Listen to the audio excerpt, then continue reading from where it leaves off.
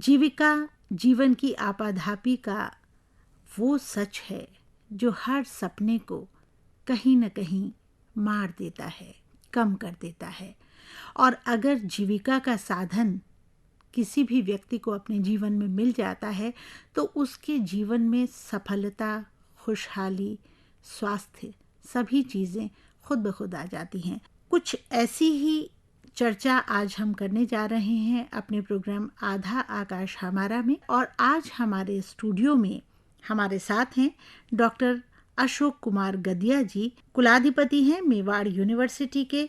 जो बात हम जीविका की कर रहे थे, उसी जीविका का इंतजाम रोजगार परक शिक्षा के माध्यम से अशोक जी कराते हैं।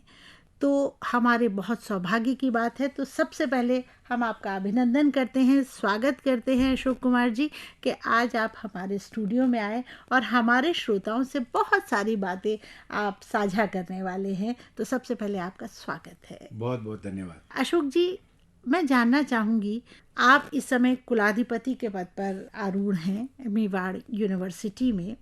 क्या शिक्षा का प्रारूप होना चाहिए और क्या आज की शिक्षा का प्रारूप है कि वो विद्यार्थी को, छात्र को, छात्रा को रोजगार परक बना रही है? बहुत अच्छा सवाल आपने किया। और आज की जो शिक्षा है, विशेष रूप से जो जब ये NEP 2020 आ गया है, नई शिक्षा नीति आ गई है, उस पर पूरा ध्यान इस बात पर ही केंद्रित किया गया है कि नवयुवक को रोजगार के साथ जोड़ा जाए, उसकी शिक्षा रोजगार परक हो। हम मेवाड़ विश्वविद्यालय में लगभग 10,000 विद्यार्थियों को पढ़ा रहे हैं। और आपकी जानकारी के लिए बता दूं कि हमारे पास इस 10,000 विद्यार्थियों में से 75% बच्चा SC, ST, OBC और माइनॉरिटी का है। और वो उस एरिया से ताल्लुक़ रखता है, गांव से ताल्लुक़ रखता है, जहां कोई नहीं पहुंचता, वहां से हम जाकर बच्चे को लेके आते हैं। सिर्फ जम्मू कश्मीर से अब तक 3,000 बच्चा वहाँ से पढ़ के जा चुका है। ऐसे ही नॉर्थ ईस्ट से लगभग 1,000 बच्चा पढ़ के जा चुका है। ऐसे ही झारखंड, बिहार, छत्तीसगढ़ और नेपाल का वो वाला एरिया जहाँ नक्सलवाद पैदा होता है, वहाँ से लगभग हम 800 बच्चा लाकर पढ़ा चुके हैं। और उन सबको रोज़गार के साथ जोड़ रहे हैं। उनकी अच्छी ट्रेनिंग कराते हैं, उनका प्लेसमेंट कराते हैं और फिर वो उनको राष्ट्र की मुख्य धारा में लाते हैं। हमारा जो मुख्य उद्देश्य है इस यूनिवर्सिटी का, वो ये है कि reaching to unreached and serving poorest of the poor section of society, जिनके मन में ये रोजगार का सवाल सबसे ज़्यादा होता है, उस पर हम काम कर रहे हैं। आपने ये जो विषय दिया है, आजकल न्यू एजुकेशन पॉलिसी के तहत बच्चा कोई भी कोर्स करे, उसके साथ वो रोजगार का इंतज़ाम करते हुए एक कोर्स और भी कर सकता है, क्योंकि अभी UGC ने ड्यूअल डिग्री अलाउ कर दिया है। उदाहरण के लिए मैं आपको बताता हूँ कि जो बच्चे 10वीं पास हुए और उसके बाद उनके माँ बाप की ये स्थिति नहीं है कि वो उन्हें आगे पढ़ाएं, तो उनको ITI कर सकते हैं। बहुत मिनिमम फीस में ITI होती है।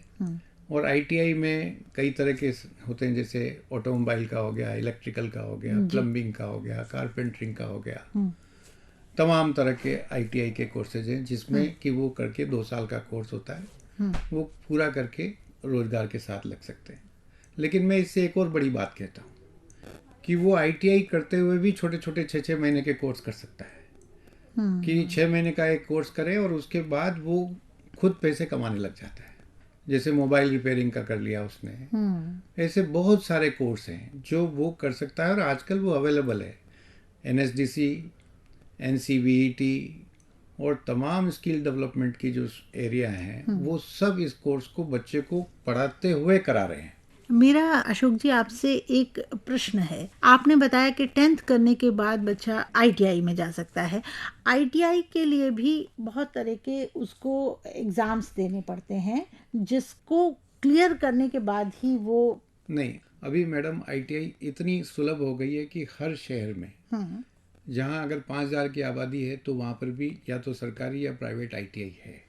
इसलिए अब वो वाली समस्या नहीं बच, वो आराम से कर सकता है। ये तो मैंने 10वीं का, 10वीं पास बच्चा पॉलिटेक्निक कर सकता है, पॉलिटेक्निक कर सकता है। उसमें थोड़ा सा एडमिशन में दिक्कत है, लेकिन वो बच्चा होता है जो 10वीं में अच्छे मार्क्स लाता है, तो वो पॉलिटेक्निक कर सकता है। पॉलिटेक्निक के साथ भी वो 3 साल का कोर्स होता है। अगर उसको आगे करना है तो वो इंजीनियरिंग में भी जा सकता है, लेटर एंट्री में।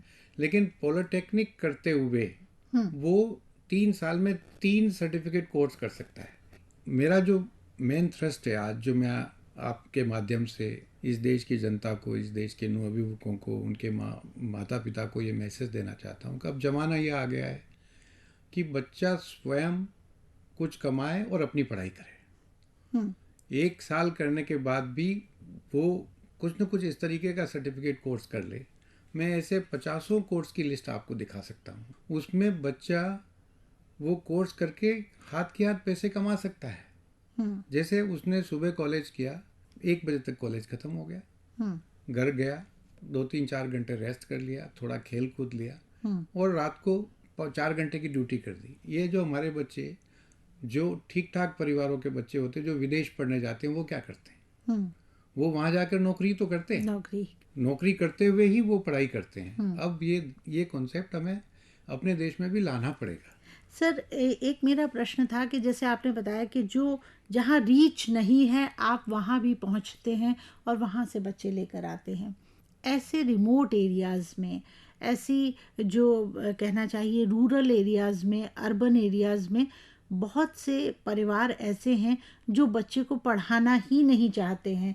वो बच्चा थोड़ा सा आत्मनिर्भर हुआ है तो उसको काम में डाल देते हैं। उनके लिए वो 4 पैसे कमाना ज़्यादा ज़रूरी होता है, तो उनको समझाना और पढ़ाई तक लाना ये कितना बड़ा संघर्ष है। ये बड़ा काम है। जैसे हमने कश्मीर में किया, एक तो आपने जो कहा कि वो बच्चा जैसे ही थोड़ा कुछ 10वीं पास हुआ, फिर वो उसको काम पे डाल देते हैं।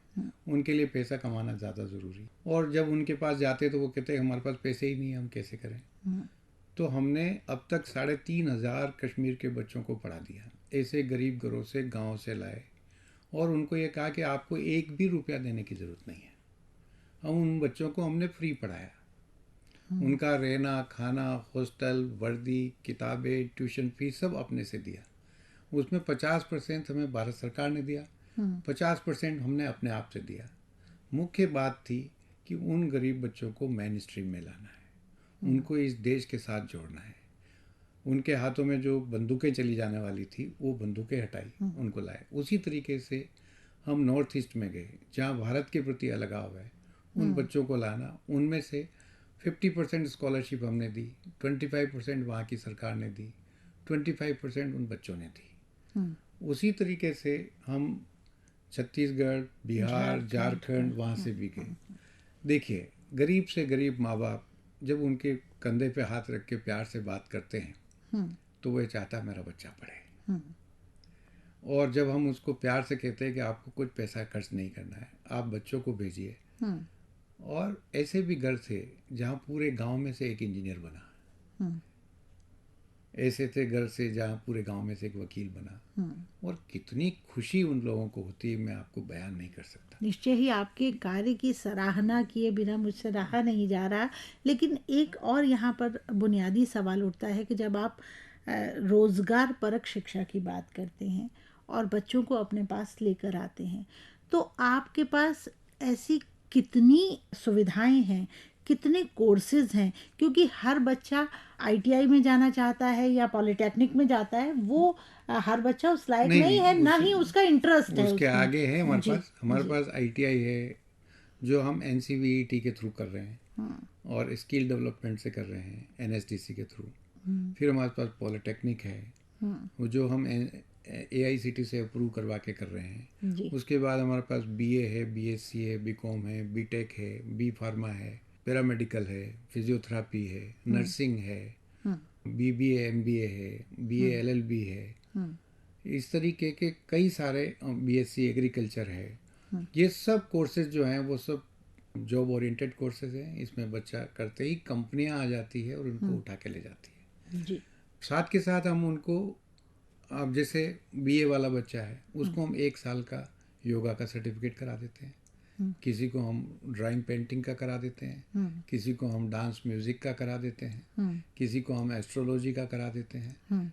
हम ये चाहते हैं कि 1 साल का कोर्स करो, अपने पैसे खुद कमाना शुरू कर, ताकि अपनी फीस भी जो भी थोड़ी बहुत है वो तुम अपने जेब से भर, स्वयं दे सके। हाँ, यानी कि रोजगार परक और साथ में आत्मनिर्भरता की ओर बच्चे को ले जाना, ये हमारा एम है। पूरी यूनिवर्सिटी में सारे कोर्स, चाहे वो बीए भी कर रहा है तब भी उसको वो 2 पैसे कमाने काबिल बने, ये हमारी पूरी प्लानिंग रहती है। आपको क्या लगता है कि इस धरातल से जब बच्चा उठकर आता है, जबकि उसकी बैकग्राउंड शिक्षित नहीं है, और उसको एक मेन स्ट्रीम के साथ जोड़ना, आज की यूनिवर्सिटीज़ के बच्चों के साथ जोड़ना कितना कठिन प्रयास है, कितना भागीरथी प्रयास है? इसमें प्रयास तो है, इसमें अपनापन देना होता है बच्चों को। जिनका बैकग्राउंड नहीं होता है, उन बैकग्राउंड वाले बच्चों को हमें अपनापन देना पड़ता है। उसमें हमने एक सिस्टम बना रखा है कि हर 30 बच्चों पे एक टीचर एज ए मेंटर, उसका काउंसलर लगा रखा है, जो बच्चे से, उनके माँ बाप से और उनके जो टीचिंग टीचर्स हैं उनके साथ कोऑर्डिनेट करके उनको चलाता है।